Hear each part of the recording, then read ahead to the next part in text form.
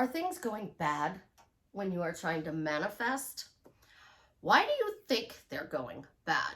I know there's a lot of information that is actually being said as to why it's going bad, but let's really talk about the true reason why it's going bad. This is Susie, your beautiful millionaire swan queen. Welcome back to the garden, my beautiful duckling. Subscribe, smash the like button, share my video. I will love you forever.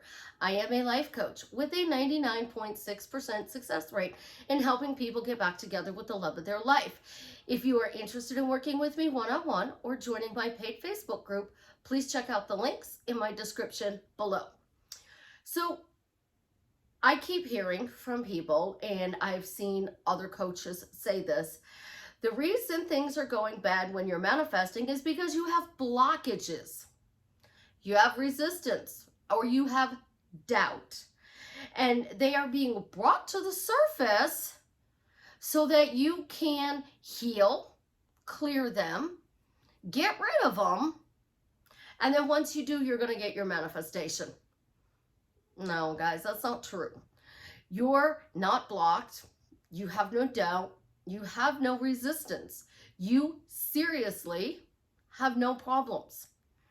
Because chaos is the best thing in the world to tear something apart. When you are manifesting a specific job, for example, that job has to be available for you to have. So you get fired from your current job. You apply at the job that you want. That job's not available yet. So you're thinking, oh my God, something's wrong with me. I got fired and everything's going to shits. But you had to no longer work at this company to go work for this company. You have to move from the old to the new. Think of a storm. When construction is booming in the world, any part of the world, all of a sudden the economy is boosted. So Mother Nature comes in with a storm. And that storm can be a hurricane, a tsunami, an earthquake. It can be a tornado. It can just be a severe thunderstorm with high winds. It destroys properties. So now they need to be redone. They've got to be remodeled, rebuilt, torn down, put back together again. But it creates money moving in the economy. Every time the economy is on an upswing, we're doing a lot of construction. So you're trying to get rid of a third party. This person tells you, I don't want anything to do with you. I don't love you. Well, number one, that means I want everything to do with you and I love you, because your brain doesn't understand I don't. So now this person is focusing on the third party and you're running around going, well, they said they don't want me, but now there's a third party. You had to break up, and Susie's going, yay! Because again, the old story, they want the third party more, had to be let go of. So that the new story, that they are your partner, your spouse, your romantic interest, whatever label you want to give them. So in order for me to be happily married to Jared, something has to move. And it isn't my job to figure out what needs to move. It's my job to just let, whatever you want to call it, 7 billion people move around so I get what I want. So you're struggling and you're having a really hard time and you're going through YouTube videos, TikTok videos, Instagram videos. What happens? You're focusing on there's a problem and you need a solution to the problem. Well, here's the answer to the problem. Persist until it hardens into fact, which means you tell a lie until it becomes true. A narcissist does this all the time. They will sit there and say, I'm married to Jared. I'm married to Jared. I'm married to Jared. Oh my God, I'm so happily married to Jared. They're probably not going to use the word happy, but they're going to sit there and say, I'm married. I'm married to this person. That's my spouse. That's my husband. Oh my gosh, that's my husband. Have you met my husband yet? He's the most amazing person in the world.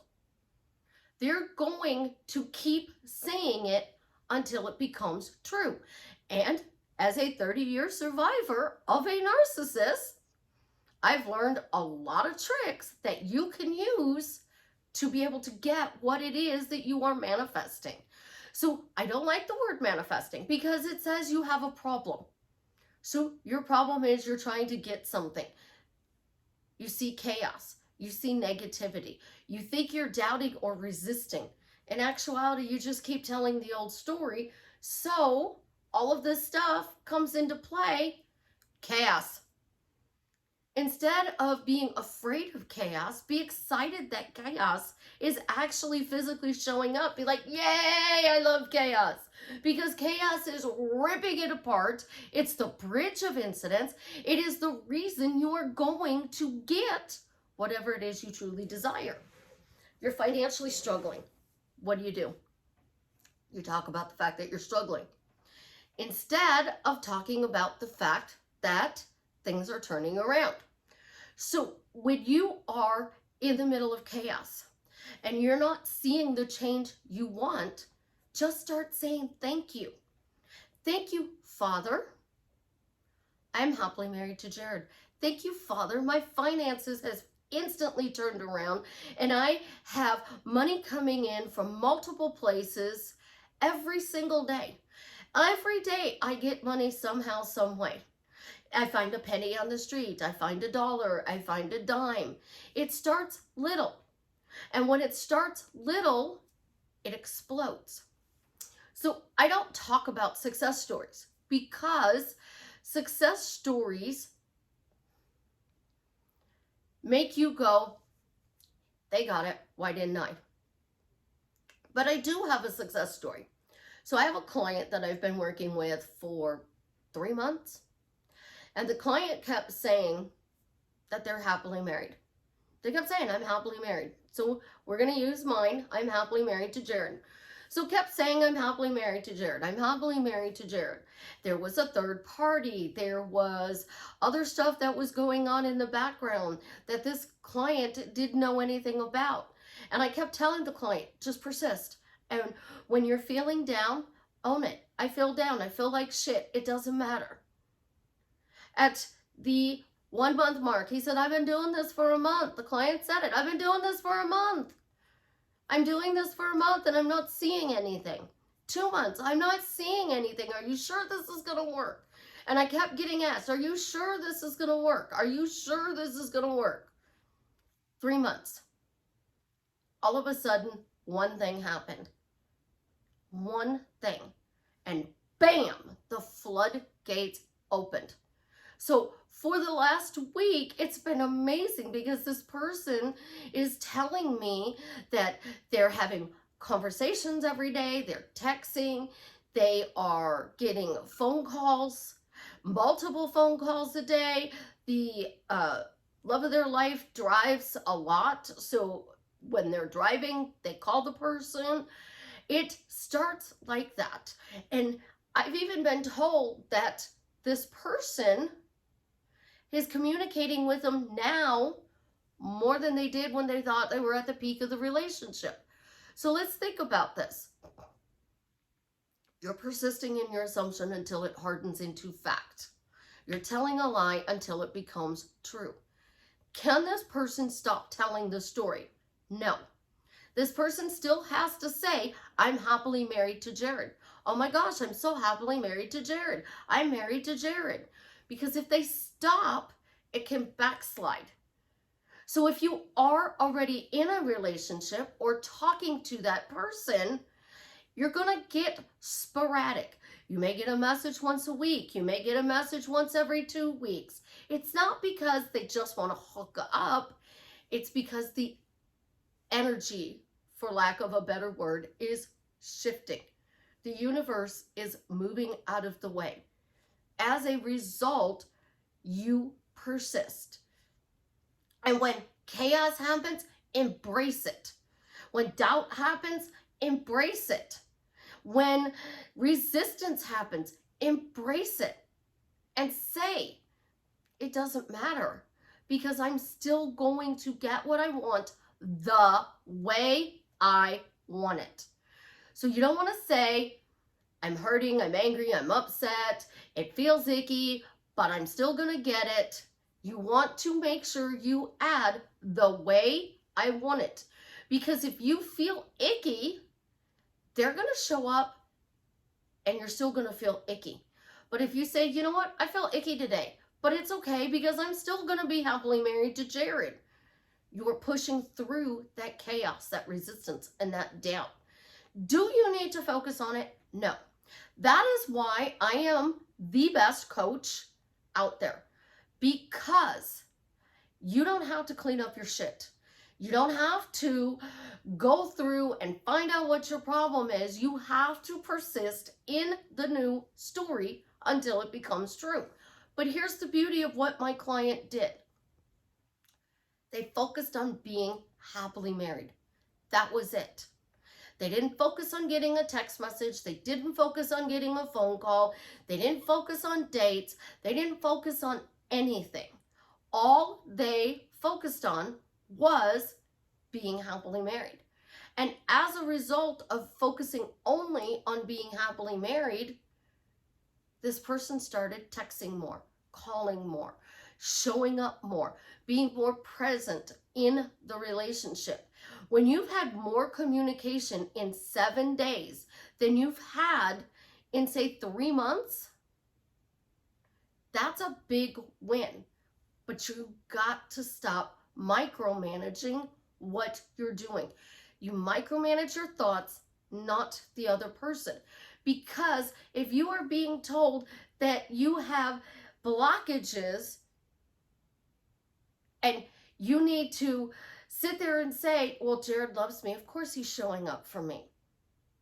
Jared's meeting my needs. Jared's doing all the wonderful things that I want him to do for me.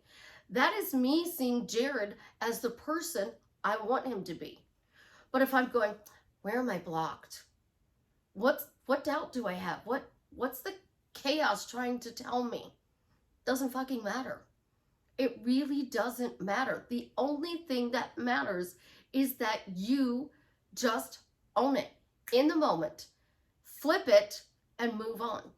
Because when you flip it like that, and you keep flipping it like that, you are telling your reticular activating system, the RAS, as I call it, your brain's Google search bar, what you want over and over and over again.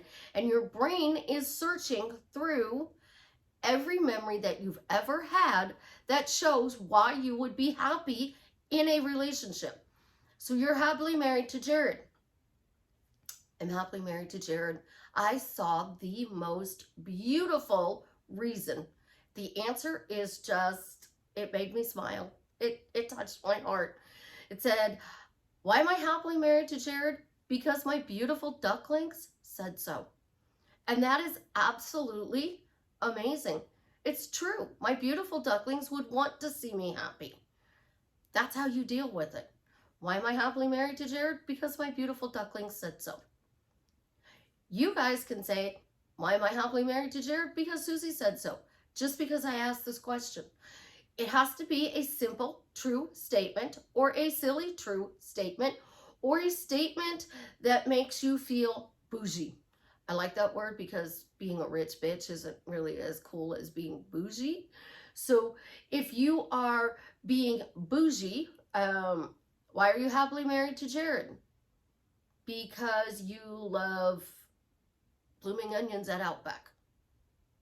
Because you like steak tartare. Because you like duck à l'orange. Some answer that's going to make you feel abundant, that it's done. And you keep honing in on it. You forget about the blockages, the doubt, the resistance. Stop talking about you have it, and you just talk about, as much as you possibly can, out loud, what you are creating in your reality. You have to be bold. Now, I'm not going to run around and tell every person I meet, oh, I'm happily married to Jared. But what I would do is somebody said, how are you doing? I'm doing absolutely amazing. Thank you. You in a relationship? Yes, I am, very happily. And I'm going to let it go. Who you with? Well, when I'm ready to share that, you'll be the first to know. If they're not in your day-to-day business or they're not living with you, they don't need to know details. You're not lying when you say you're happy in a relationship. You're not focusing on a problem that doesn't exist, because problems don't exist. It is a story we continue to tell. Your beliefs change automatically when you embody the new story. So the more you say you're happily married to Jared, that belief is going to change that your relationship is amazing. You don't have to work on doubt, resistance, chaos, beliefs. You just have to focus on your end. I love you guys. Have an absolutely positively amazing day. And as always, leave me a comment and let me know how I am drastically changing your life for the better.